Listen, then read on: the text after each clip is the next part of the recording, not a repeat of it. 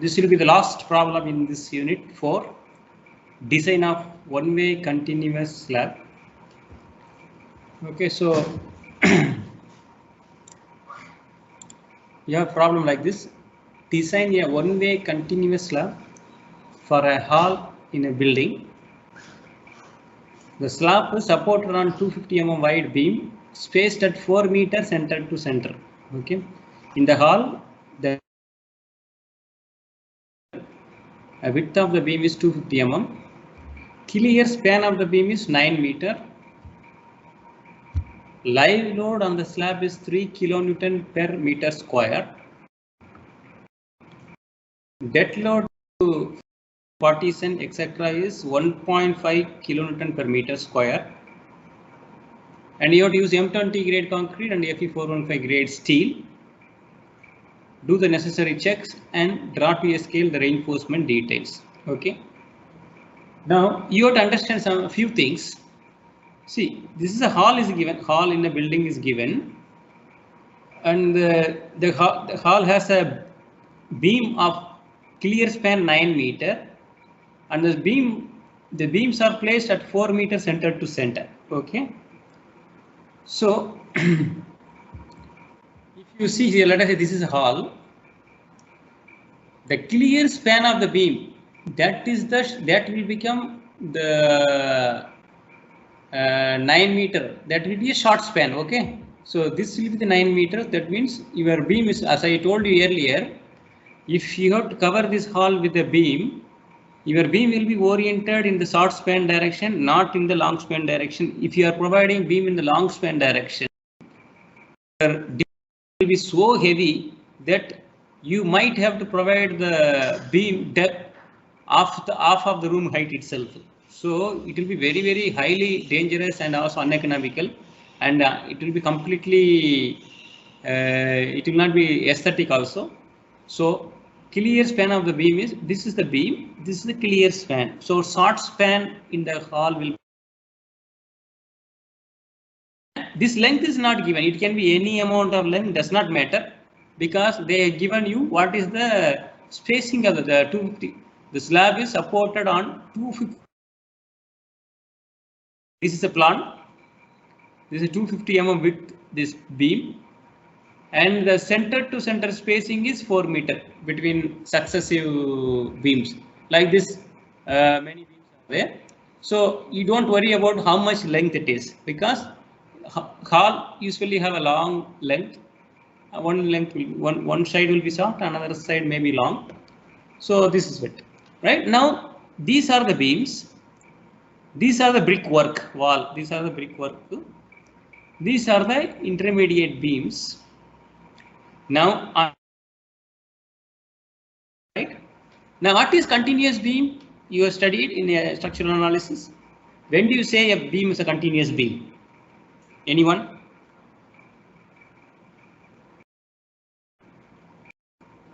More than 2 supports. When a beam runs on more than 2 supports, it is called continuous beam, right? Okay. If there are only 2 supports, that is not called continuous.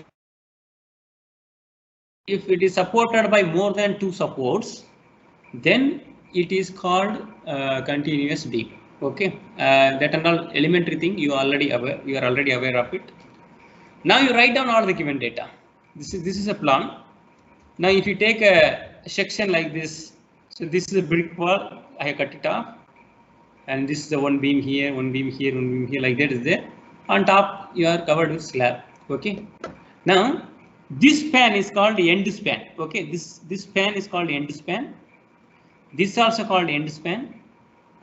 This is called intermediate span. This is also called intermediate span. This is also called intermediate span. Okay. Remember, this end span, either this end span or the rightmost end span on this slab is supported on one side by the brick wall, other side by the concrete beam. This roof and beam. This beam and slab will be cast monolithically. At the same time, it will be casted. Okay. So this will act as a T-beam. This will act as a T-beam. This will act as a T-beam. This will act as a T-beam. But this is a wall, brick wall. So there is no beam here. This is only wall. It is directly resting on the wall. Okay. This condition is a simple support condition. This is a continuous support. Okay, because support. This is a continuous support. This also continuous support, and this also continuous support, and this again simple support. Right. Now, if you take one panel, because your this panel is resting on this brick wall and also this beam. Okay, so this is one panel.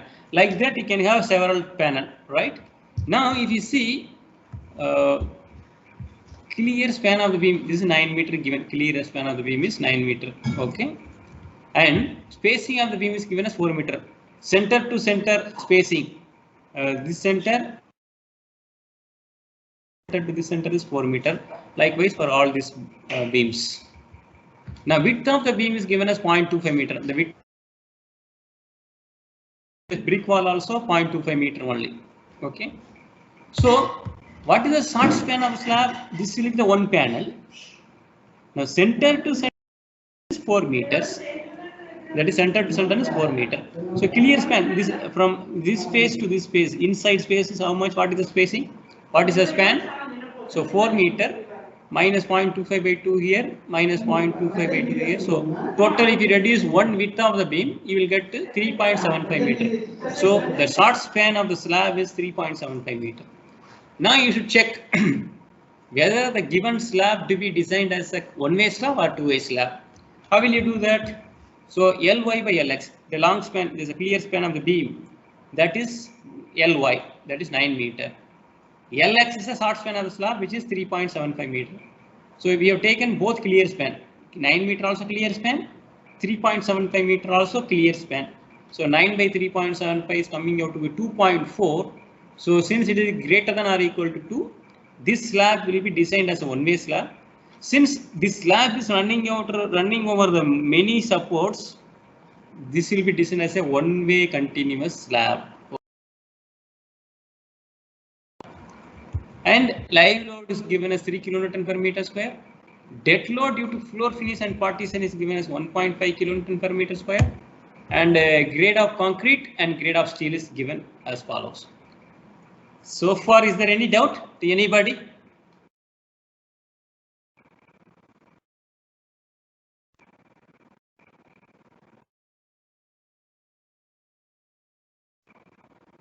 Sometime, let us say,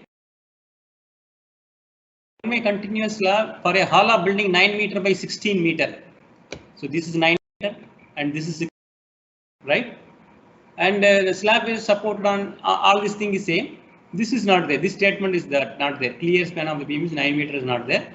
But design a one-way continuous slab for a hall of size 9 meter by 16 meter, and the slab is supported on 250 mm wide beam spaced at 4 meter center to center.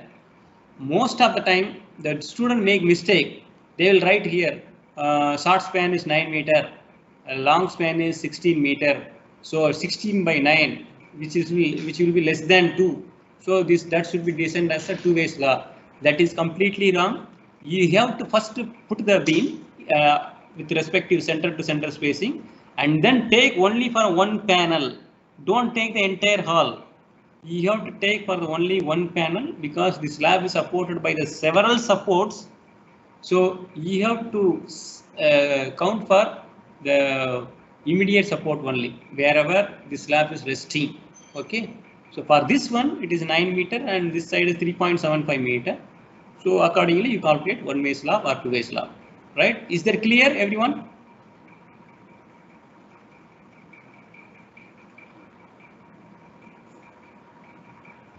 Okay.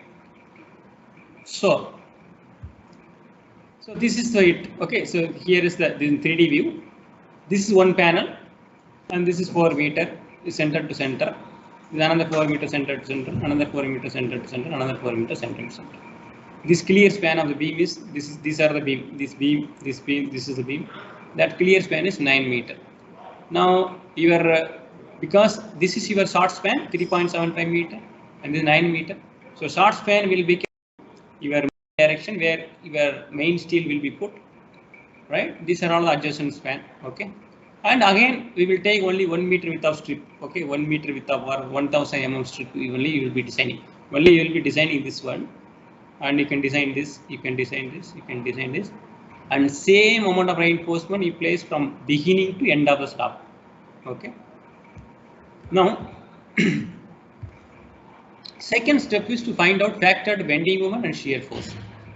So, for that you should know the overall thickness of the slab, because self weight you can calculate only if you have the thickness of the slab. Okay. Now you know from 23.2.1 IS 456 for a continuous beam span by effective depth is 26. Okay. 20.2. If you take a span to effective depth ratio for a continuous beam, it is less than or equal to 26. For a simply supported beam, it is 20, right? Because our end span, on one side you have a simple support, on another side you have continuous beam. So we are taking both, and you take the average. Average of 26 and 20, how much? 23. So 23 is the average value. Remember, for end span, one side is supported with a brick wall. That is a simply supported case. Other side is supported by a concrete beam. That is a continuous beam. So you are calculating what is the span to effective depth ratio. For a continuous is 26, for a simply supported is 20. Now you take the average, that is 23. And this is for the beams. Okay, this is for the beams. So what I am going to do, this will only indicate your initial guess for your thickness of slab. So I am assuming L by effective depth ratio as 25 for the span slab. Okay, I am assuming L by D ratio as 25 because 23 is average. I am taking little more than that because I am not designing a beam, I am designing a slab. So I can have little higher than this value. So this is purely assumption only. You can take 26, you can take 28, you can take 30 also, but it should be safe against shear, deflection, and development line, etc. Okay. You can assume any value, but it should not be. If you go less than this, then slab it will be like a beam. Okay. As I told always, the span will be always a short span. So here 4000 is taken. Actually, it should be 3750, but never mind. So you are getting 116. Okay, calculate 3750 divided by 25.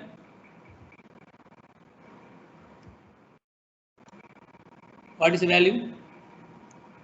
3750. 150. 150. Exactly 150. Yeah. Okay. Yes, sir. Okay. So 150 mm. So I am providing, let us say 160 mm. 160. The diameter of the steel is we are assuming 10 mm diameter for the main steel. So half of the value is 10 by 2. And clear cover for the reinforcement is 15 mm for the slab.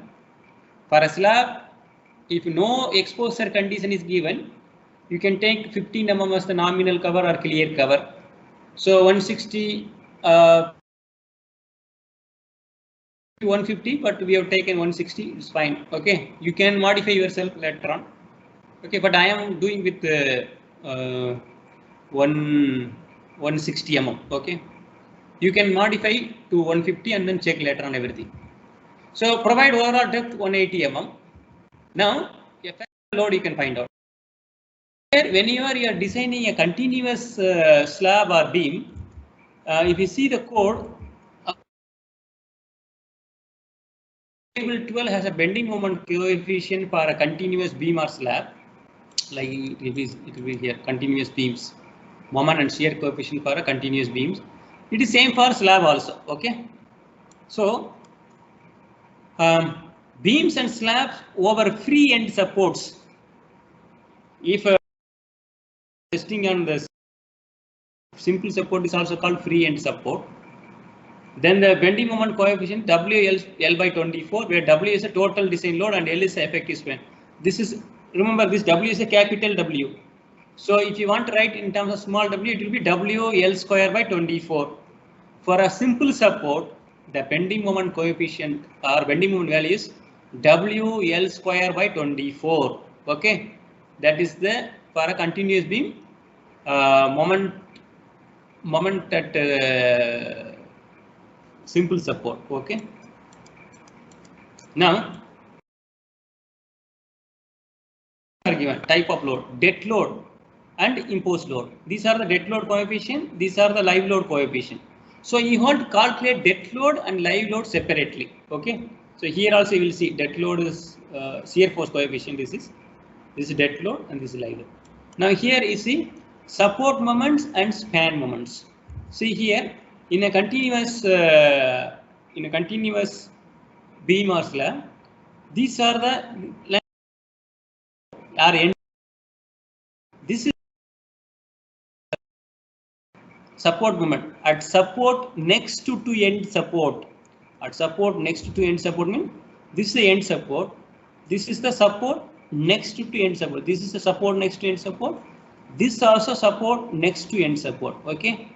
So in case okay, I cannot take this.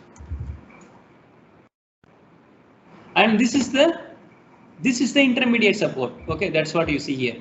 At all other interior support, this is the interior support. So support moment, there are three moments. One is at end support, that is WL square by 24. This is support next to end support. You have two values, one for dead load, one for live load.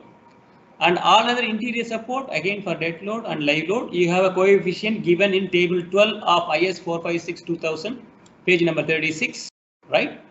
Similarly, for the span moment, this is the end span. This is the end span, like here. For span moment, near the middle of end span. This is the this is the end span in the middle of end span. Middle means for a positive moment. And another one is at middle of interior span. These are all interior span. Any span other than the end span called interior span. Okay. So I'll show here. Okay.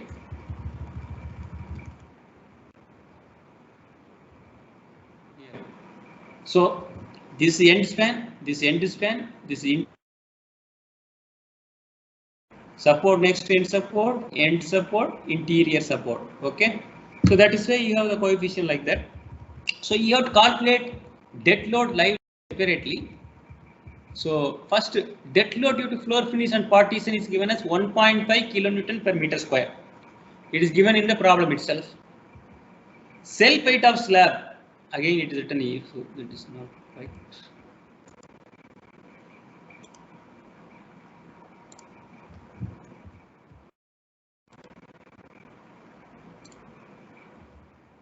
Self weight of slab density multiplied by the overall thickness, so 25 into 0.18. So you have self weight as 4.5 kilonewton per meter square. So there is no other dead load, so you can call total dead load intensity, right? Remember here, total dead load intensity, it is W. I'm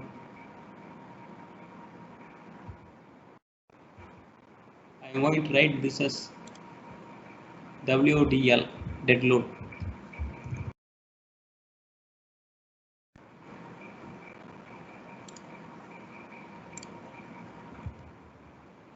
So total dead load intensity WDL dead load is equal to 6 kilonewton per meter square. So find out the total factored dead load intensity WUD WUDL is equal to 1.5 times WDL. 1.5 into 6, 9 kilonewton per meter square. This is the total factored dead load intensity on the slab, 9 kilonewton per meter square. Live load given as 3 kilonewton per meter square in your problem, and this is only due to service load. So total factored live load intensity WUL is equal to 1.5 into WLL. This is all WLL. So WUL is equal to 1.5 into WLL, which is equal to 4.5 kilonewton per meter square. Okay. Now effective span. Now you have a end span and also you have intermediate span. Now if you for a continuous beam effective span, if you see 23.2, here 22.2. Yes, here. This is the effective span for a continuous beam or slab. I don't know whether you are able to see or not here. Slab. In case of continuous beam or slab, if the width of the support is less than L by 12 of the clear span, the effective span shall be as in 22.2 A. This is a simply supported beam. Okay, this is in the 22 A is for a simply 22 A. It is a simply supported beam. Support width of the support is less than L by 12 or more than L by 12. So we know our width of the support beam width is 250 mm. Clear span of the slab Lx equal to 4 is the center to center of the beam minus 0.25 is the width of the support. So 3.75 meter. So 3750. So divide this by 12. Clear span by 12 is how much? So Lx by 12 3750 divided by 12 is coming out to be 312.5. So your support width is only 250 mm. Lx by 12 is 312. W is less than Lx by 12. Your effective span will become the effective span of simply supported beam or slab itself. Okay. So end span, effective span is equal to least of clear span plus effective depth or center to center of support. That's what simply supported beam, right? Clear span plus effective depth or center to center of support. Whichever is the least value, that is your effective span for a simply supported beam. So if you work it out, clear span is 3.75, D is 0.16. That is the effective depth we have calculated. 0.15 is coming, but we have written 0.16. And the center to center support is 4. Obviously, 3.91 will be less than 4. So least of 3.91 and 4. So effective span is 3.91 meter. Here from the code,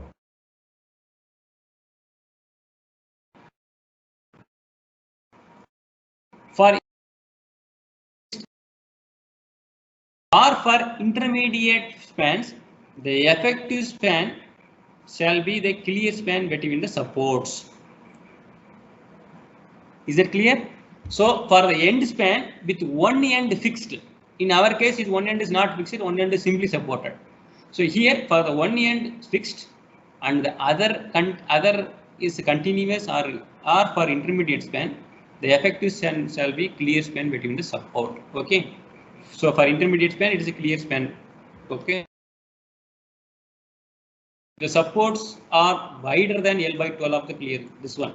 If width of the support is more than 600 mm or more than L by 12 of clear span, then you will go with this one. Or if it is less, we will go with only as a simply supported slab. So here for intermediate span, effective span is clear to 3.75 meter, 3.91 meter we are going to take. Okay. So design moment in our code, if you see here,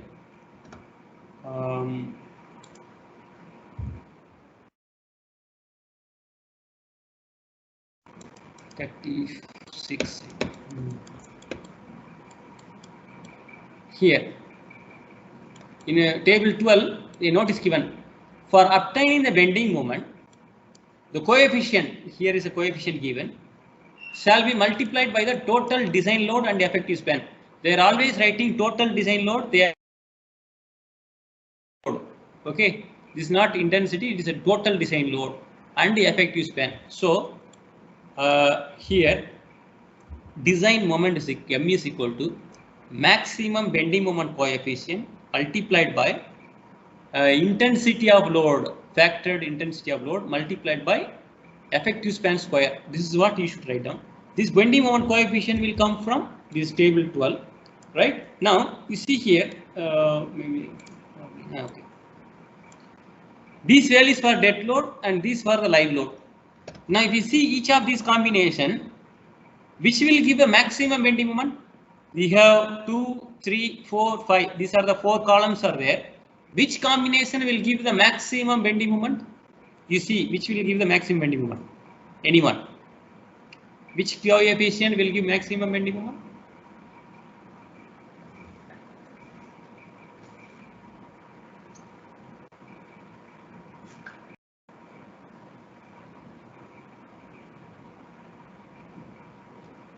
Hello?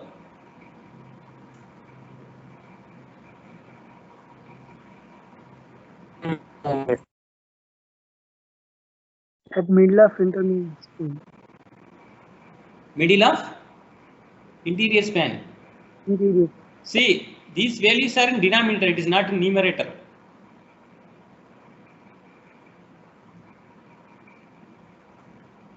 In other words, like for a simply supported beam, we have WL square by 8 like that. So here it is square by 12, this is WL square by 10, this is WL square by 12, like that. So which will give you the maximum bending moment?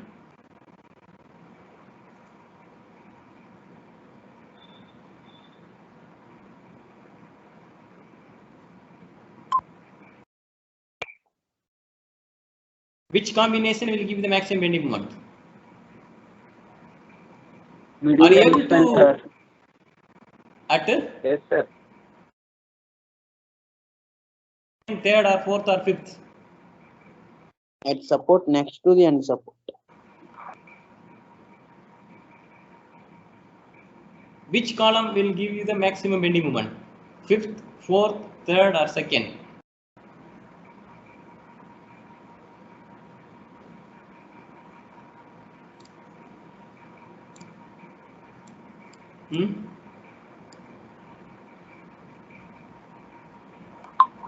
Fourth column.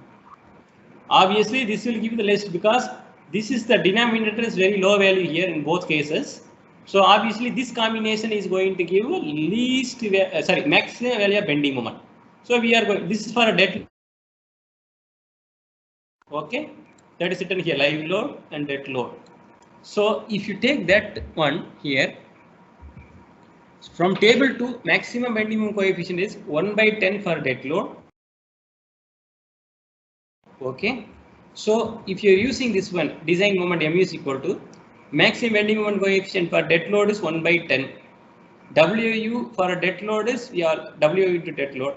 LFT square is same for both dead load and live load, so that I have taken out. Plus 1 by 9 is for live load into live load intensity square. So 1 by 10 into 9 is the factored dead load intensity plus 1 by 9 factor live load intensity multiplied by the L effective square. Okay. So if you, this is due to this is a bending moment due to dead load, this is this one, and multiply this bending moment due to dead load, this multiplied.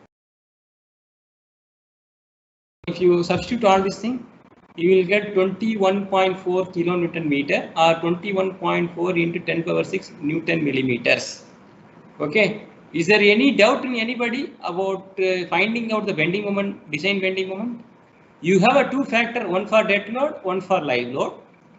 So whichever is a maximum, actually you can design, if you want, you can design separately for this span, for this one, and this one. Then you will find out 4 different for academic purpose. You cannot solve all these things in a stipulated time. So we are taking whichever is the maximum coefficient for which you design, and everything else will be safe.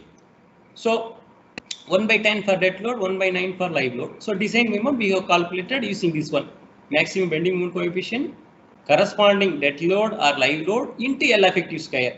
Okay. So this is similarly design shear force here in table 13. See here, these are the values given. Dead load, these are a dead load coefficient, these are live load coefficient. Now if you see at the end support, it is 0.4 and 0.45 at the end support. At support next to end support, outer side is 0.6, inner side is 0.55 and 0.6. At all other interior support 0.5 and 0.6. So if you have a look at this one, which value is the most greatest value?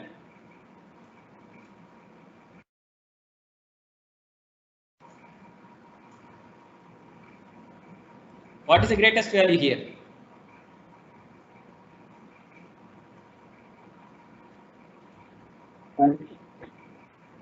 So this is right. If you see here among these, this is the greatest value. Among these, this is also greatest value. So this combination will give you greatest value. So shear coefficient for dead load is 0.6. shear coefficient for live load is 0.6. Now for obtaining the shear force, the coefficient shall be multiplied by the total design load. So here design shear force V is equal to maximum shear force coefficient multiplied by WU into LEF. This multiplication is total design load. Okay. Now from table 12, sorry, it's not with 12, it is 13. This is 13.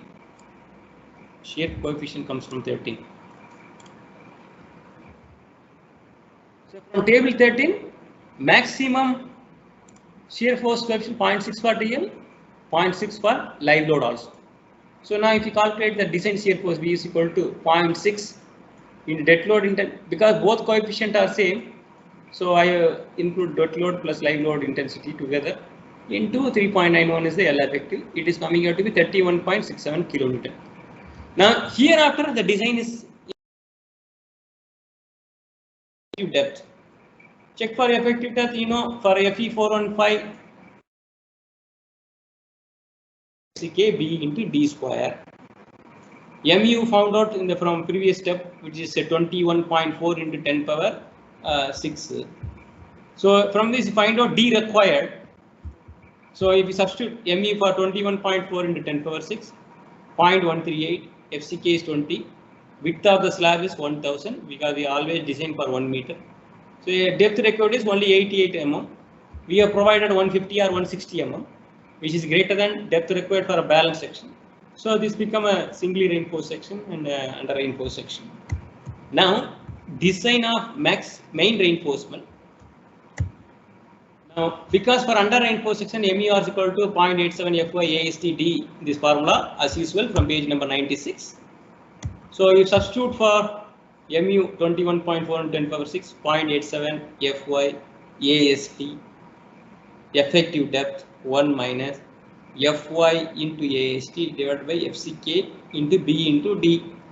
So if you simplify this equation, you are getting final value as this one, 370.5 is equal to AST into 1 minus so and so AST. So this becomes AST square. So on solving this, you will get two different values. As we mentioned, slab will have a very minimal reinforcement, so you don't have to consider 7321. You consider only AST to 391 millimeter square. Now required, let us say this is equation A. We have to check whether it is sufficient or not. So use the check for AST minimum from 26.5.2.1. That is, we are using Fe415 steel. AST minimum is 0.12 by 100 B into D. So 0.12 by 100,000 180. That's called 216 millimeters coming. Okay. Now this is B. Now AST required is greatest of A and B, right? So A was 391, B is coming out to be 260. So final AST required is greatest of A and B, which is 391 millimeters square. So assuming diameter of the main steel as 10 mm, and this should be less than T by 8, D is 160 mm divided by 8, which is 20 mm. So this 10 mm die is less than 20 mm, that is perfectly fine. So spacing of the reinforcement, so AST of one 10 mm diameter bar is 78.5 millimeter square.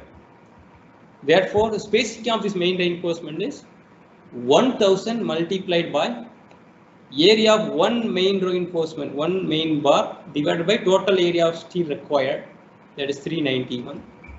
So if you substitute, we are getting 200.7 millimeters spacing of reinforcement. That is number 1. That is one value.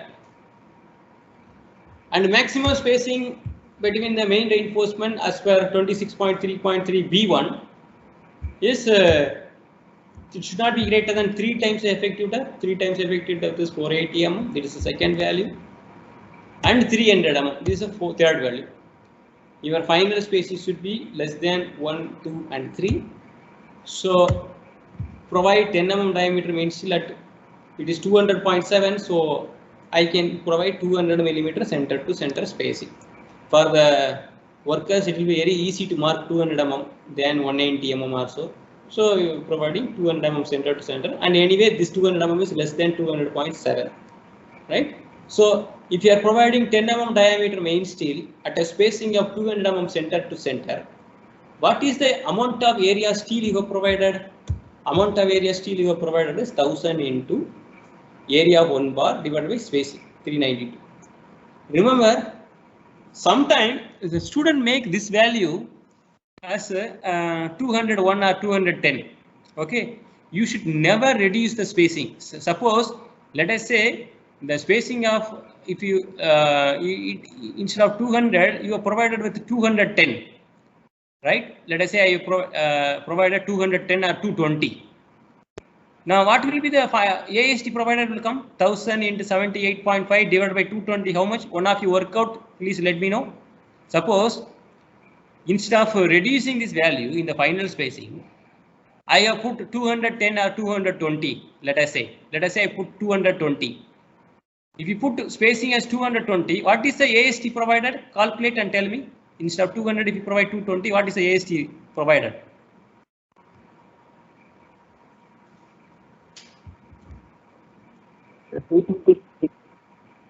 300? How much? 6.8. 300. Yes, sir.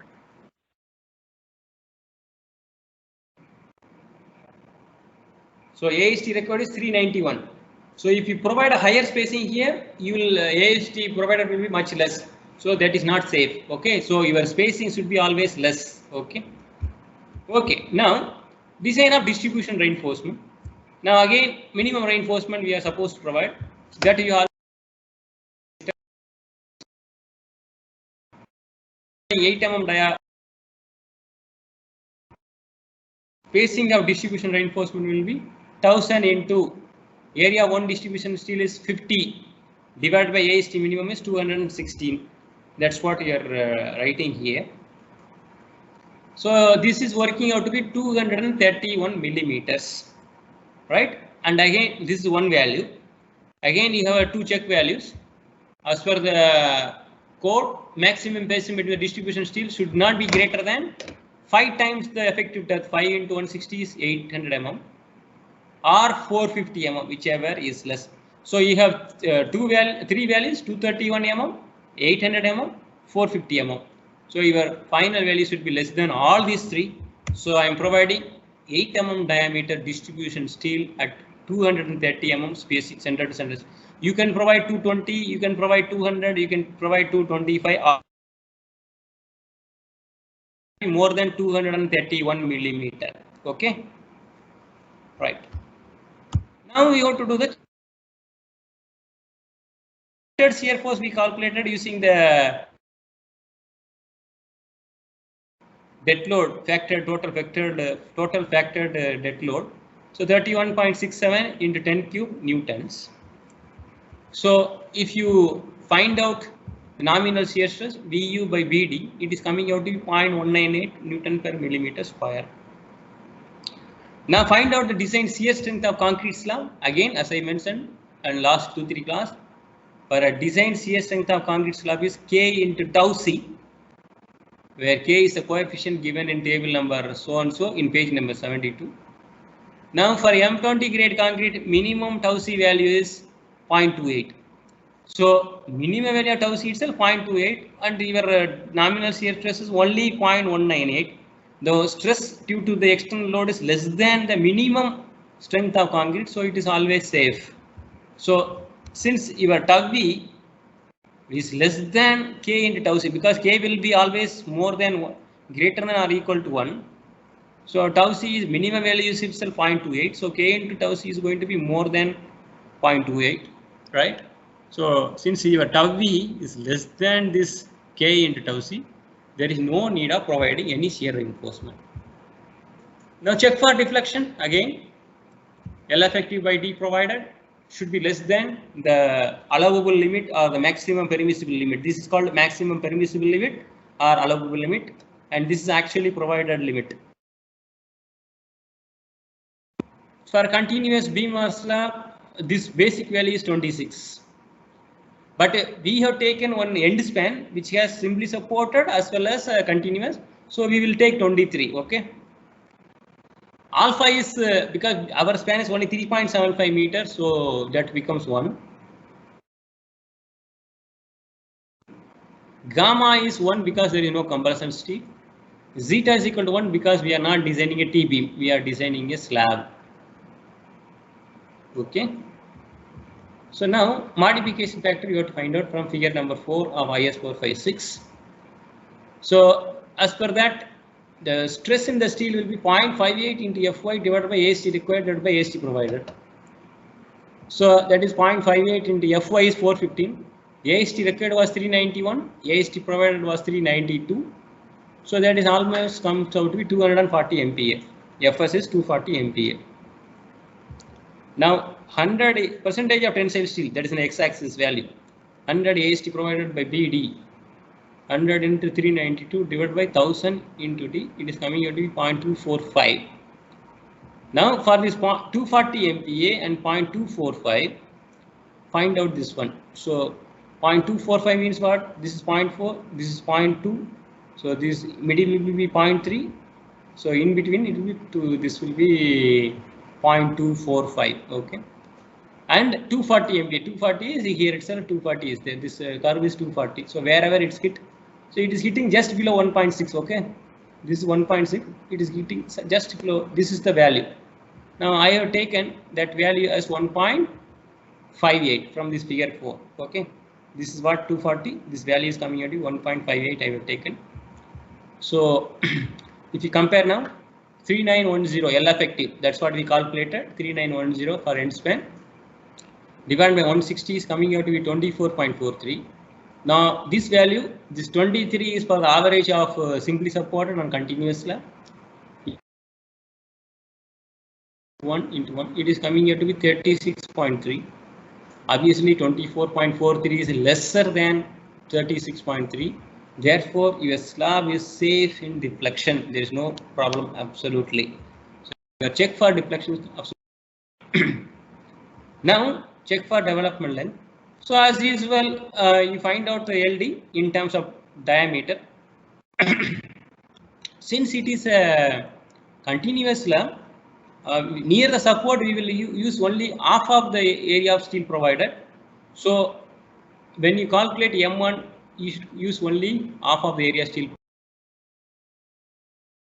An exercise to you, complete this check for development length. But I want you to pay very careful attention to the reinforcement details. It's in all the book, the diagram will be given in a single go, but here I am going to show it in an animated way. See, for each 1 hour PPT, I may have to spend 7 or 8 hours to make you understand in animated form. So now pay careful attention. Now you see here, this is the brickwork support, brick support in the end span. This is a continuous support, this is a continuous support, and this is going to be the slab. Okay, so this is a simple support, this is a continuous support, this is the end span, right? Now you have designed the reinforcement 10 mm at 200 mm center to center, right? What you have designed is for this support next to end support, right? Here you have designed, but we are going to to mix.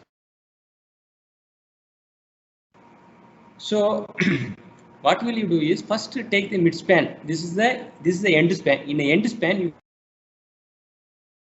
so the center to center distance is 4000 mm, or this distance, this is called L1. Okay, the L1 is the spacing between the center to center of the supports, that is 4000 mm. Now first rod from the minimally from center to this center. Okay, for a end span, I am first going to talk about only for end span, then we confer this span, and that too we are going to see at the mid span, end span, mid span. Okay, so this is the main tensile reinforcement at the end span, mid span. Now you don't have to provide this 200 mm center to center everywhere. You can reduce, you can cut this reinforcement to some degree from this discontinuous support, and from continuous support also you can cut some value. What is that value? You can start cutting at 0.15 L1 from the center of the support. Okay, 0.15 L1 from the center of the support. And here you have to cut at a 0.25 times L1 from the center of this continuous support. Okay, so here it is given 0.25 L1, 0.15 L1. This end span reinforcement at the bottom mid span. Similarly, because there will be because this is a support and slab is resting on the support, so there will be some negative moment developed here, hogging bending moment developed at the support. For that you provide another main reinforcement which is here, and length is 0.1 L from the face of the support. This is a 0.1 L from the face of the support. Now this is only short direction reinforcement. Then you provide the longitudinal reinforcement. So before that, I wanted to show you where all this data given. This data is given in your code. If you come to page,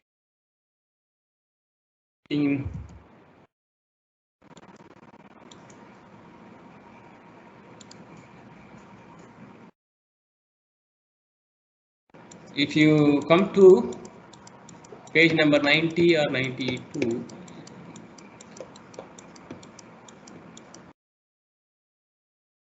see here.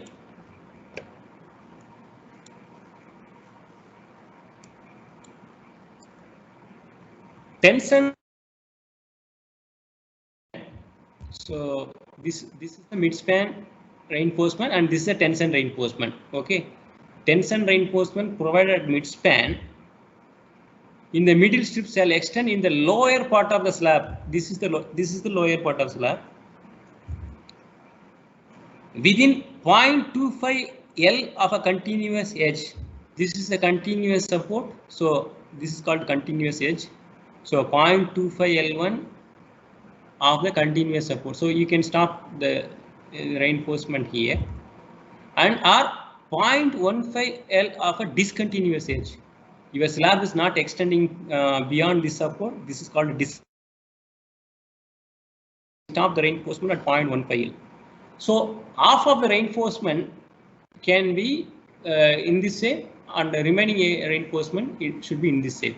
Okay, so one rod is full, and next rod is the half rod, and next rod is full. Like that you keep on providing. Okay, so now here over the continuous edge of a middle strip, this is the continuous edge. This is the continuous edge. Okay, continuous support or continuous edge. The tension reinforcement shall extend in the upper part of the slab to a distance of 0.15 L from the support, and at least 50% shall extend to a distance of 0.3 L. Okay, 0.3 L and 0.15 L. That is here. Now this is the face of the this face of the support. Now you extend the rod here to a distance of 0.3 times L1. Okay, and again another reinforcement you stop at 0.15 L1. So this also alternate rods. Okay, this is for this space. Similarly, you also have this space. This is also continuous support. Continuous support means it is support. This is also continuous support. This is also continuous support. This side. So on this side also, you extend this rod like this. This is 0.15 L2, and all these things are from the face of the support. From the face of the support. Okay. This is 0.1 L. Right now, next is you provide the distribution steel on top. For the bottom steel, you will provide the distribution on top of it. Now for all the top steel, you will provide distribution at the bottom of it. Okay, below that. Okay. So this is the end span, mid span reinforcement. This is end span, end support reinforcement. This is the continuous support reinforcement.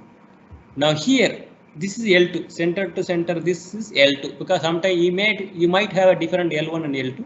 So this is called L2. That's why all these values are in terms of L2.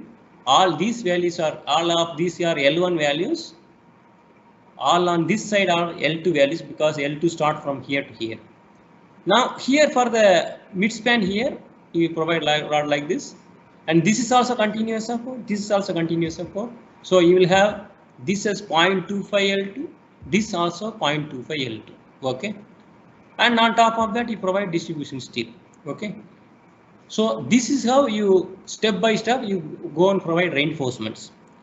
Now how will be looking in the plan? Let us say this is these main steels are this. If you take here, it is a 10 mm at 200 mm center to center here at this place. Now these are the distribution steel, 8 mm dia at 230 mm center to center. All these reinforcements are 8 mm dia at 230 mm center to center. Now if you see the plan of this same reinforcement, I am going to draw the various lines here. This is this line 1.15 L1 line. This is 0.25 L1 line from this support. Now this is the center of this support. Now this is the first rod will be provided here in the plan. Next rod is this rod, this small rod that will be coming here. The next rod. This distance between this rod and this rod is 200 mm center to center. Okay. Then again you will provide the bigger, larger, longer bar. Again you will provide shorter bar. Again you will provide longer bar. So if you see at the mid span, you have all the reinforcement at 10 mm or 200 mm center to center only here. But near this is first third reinforcement here. So if this spacing is 200 mm, this space is 200 mm, this space will be 400 mm. So at the support you will have only 10 mm at 400 mm center to center at the bottom. Okay. So similarly, so now sorry, on top of this you will provide this distribution steel corresponding to this corresponding to this one, like this. Okay, like this you provide.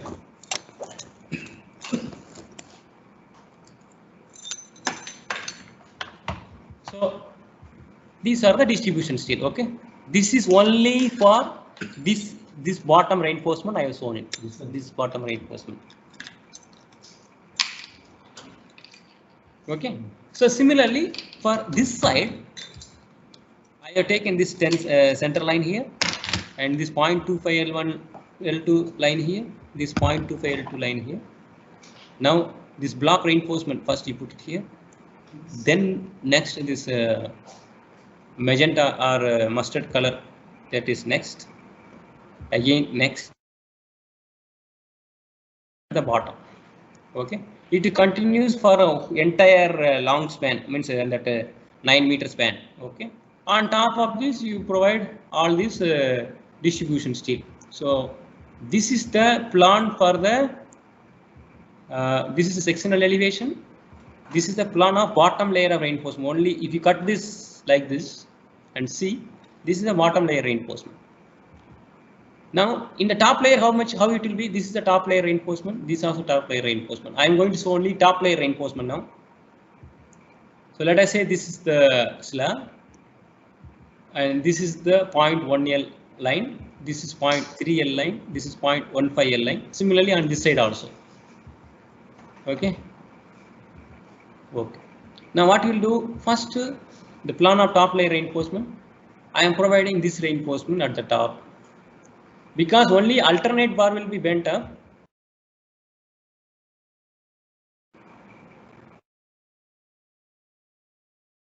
These are all, this reinforcement is provided. Then below that you provide the distribution steel. These are the two distribution steel. Now for here, this is a negative support next to end support reinforcement here. So first rod is a green color from here to here. That is, this rod will be placed. Next, this rod will be placed. That is yellow color rod. So like this. This is on top of the top layer of reinforcement. Now below this you will put the distribution steel like this. Okay, so this is the distributions. Now there is another way to provide the same reinforcement. Instead of providing one full rod, you provide up to 0.25 L first rod. The next rod you start from here to here. Okay, so once again, first rod is from the center of support to 0.25 L1, that much only. Second rod will start from here and end at 0.15 L like this. Start from here, end at 0.15 L. Then these are the all other things are same. Okay, all other things are same. Here also, first 0.25 L one rod, and from other side you have another rod. So if you see the plan,